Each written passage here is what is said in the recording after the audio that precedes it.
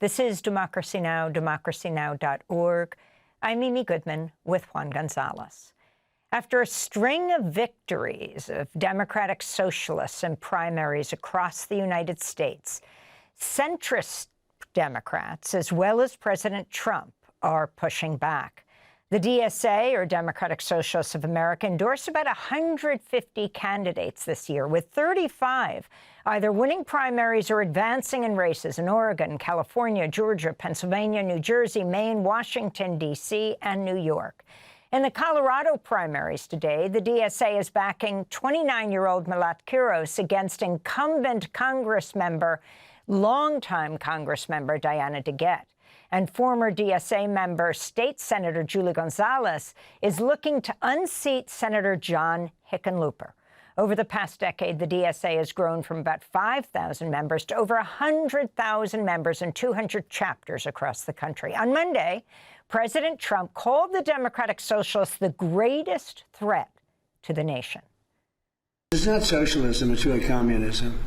They use the word social democrat because it sounds so nice, but it's really communism you're talking about. I think it's the biggest threat to our nation there is, maybe since our founding. That includes World War I, World War II, September 11th. It includes the Pearl Harbor attack. I think this is the biggest threat to our nation. Just 2 days after the DSA sweep in New York primaries last week, a group of centrist Democrats, led by Long Island, New York Congressmember Tom Suozzi, signed a letter titled Promise to America, distancing themselves from the DSA. The letter states, quote, "We are capitalists, not socialists. We want safety, not lawlessness. We're mainstream, not extreme. We're proud, not ashamed of America," Suozzi wrote. Well, we'll be joined shortly by a proud Democratic Socialist who won her primary for the New York State Senate last week. If she's elected in November, she'll be the first Palestinian American and the first Muslim woman in the New York State legislature. This is Aber Kawas speaking to supporters after winning her primary with a 20-point lead against State Assemblymember Steven Raga last Tuesday.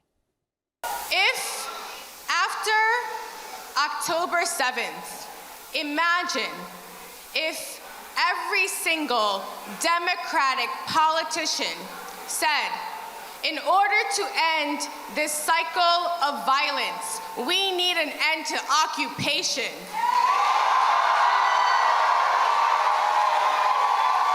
Imagine if every single Democratic politician, whether they were a city councilor or they were a state legislator or a congressperson, said, we want to end occupation and not fund genocide.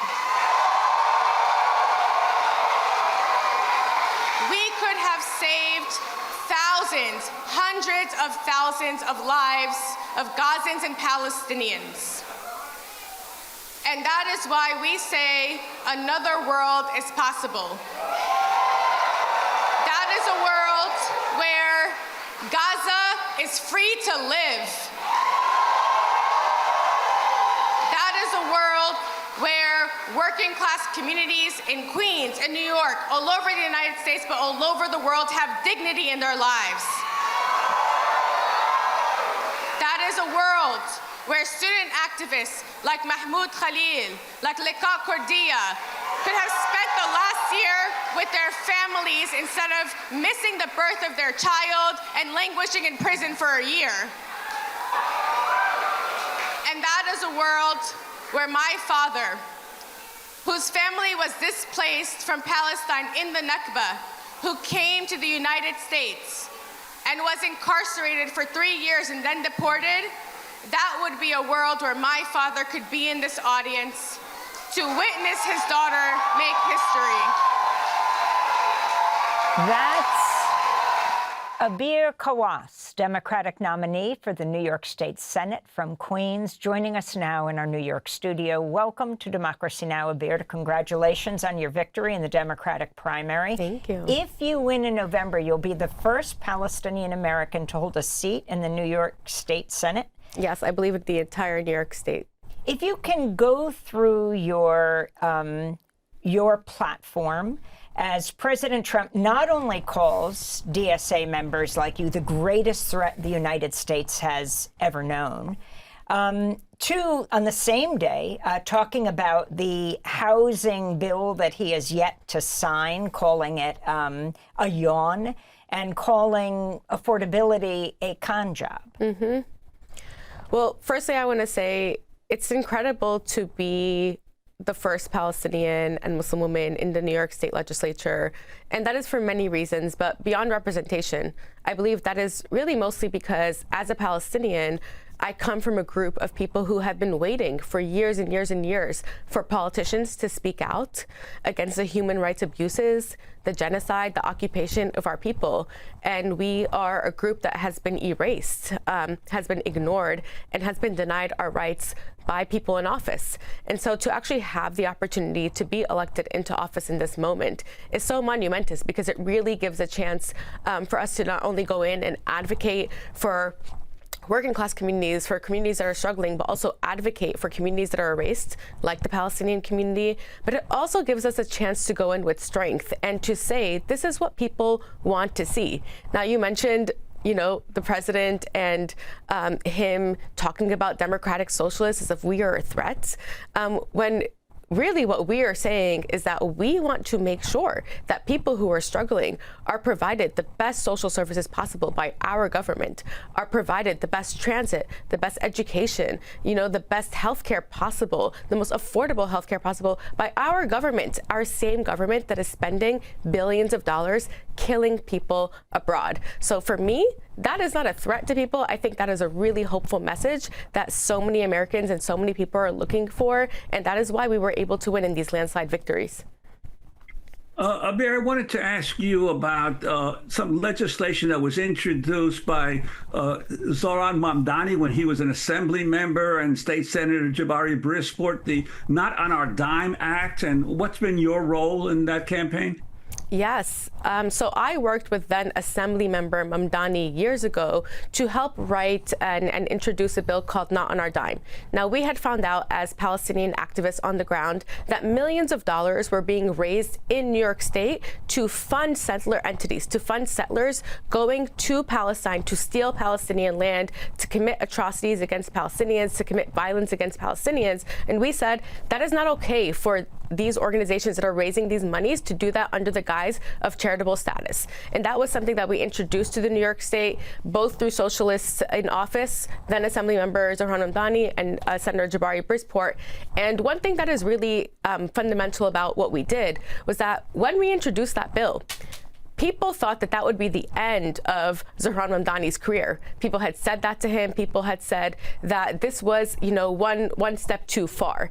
And what we saw was that in the mayoral election, that his being part of introducing the Not on Our Dime bill, him standing up for Palestinian human rights, him having a politics of conscience and consistency on this issue was something that really pierced through to voters' hearts and made them really feel committed and feel like he could actually deliver on the affordability agenda that he promised because of how consistent he was in his politics.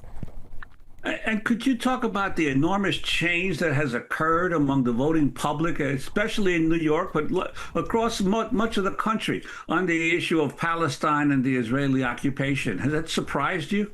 Yes, of course. I mean, it has not surprised me because as an activist on the ground, I know that there have been millions of people, and you have all reported on millions of people for years now who have hit the streets, who have said, we want an end to the genocide in Gaza, that we want an end to the occupation in Palestine. This is what most people on the streets are saying. And truly, when we went to knock on doors, and this was for a local state election, where, you know, the main issues that our constituents are facing are dealing with affordable housing, are dealing with their inability to afford healthcare, right? Who are looking for better education policy, all those things. they also were looking for candidates who were speaking out about Palestine. They were also looking for candidates who were anti-war. And when they found out that I was somebody who was part of introducing Not on Our Dime, that made people extremely enthusiastic to vote for our campaign in our district. And so I think that what we are seeing is a reflection of the frustration that so many New Yorkers, but so many Americans have felt about having a perspective, about going and watching the news every single day or looking at their phones and being so disgusted by the world that they are seeing and not seeing that be reflected by their politicians and not seeing their politicians act in urgency or reflect what they are thinking about and what they're looking for. If you can talk about the debate, not between the Democrats and the Republicans right now, but within the Democratic Party. I mean, Chuck Schumer is the head of the Democratic Party in the Senate. He's the minority leader, and he also is a senator from New York. Have they endorsed you? No, they have not endorsed me. And of course, you know, I just got through a primary campaign where you often have less endorsements than when you go into the general. But what I will say is that we ran a campaign against a progressive legislator. And what we are seeing right now is a redefinition of what people want to define as progressive politics, and that Palestine needs to be part of that fold. Having an anti-war platform needs to be part of that. If you are saying, I want to deliver affordability, if you're saying you're against ICE, then people will only see that as consistent in your politics if you're also saying that you're against a genocide in Palestine. So in many ways, we are transforming the Democratic Party and also the progressive voice in the Democratic Party to make sure that it includes speaking out about Palestine. And that is what we're seeing in this race, that the thing that differentiated us from another progressive was us being on the forefront of that. What did your dad say when you won? Your deported dad. Yes. My dad is so proud and happy, but of course, it was really difficult to win. I mentioned in my speech to be someone who is making history, but not to be able to have my dad in the room is really devastating for us. It was a sad moment because he couldn't be there with us. And until now, you know, he is celebrating and I can't celebrate with him. He's celebrating with his family. He's buying kanafa, you know, this like Palestinian sweet for all his family members.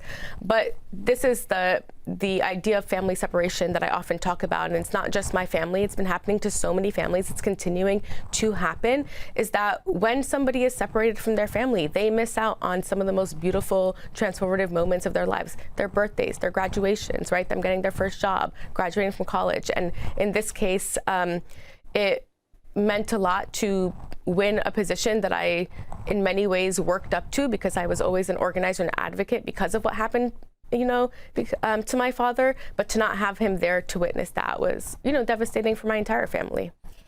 Thanks for watching Democracy Now! On YouTube. Subscribe to the channel and turn on notifications to make sure you never miss a video. And for more of our audience-supported journalism, go to democracynow.org, where you can download our news app, sign up for our newsletter, subscribe to the daily podcast, and so much more.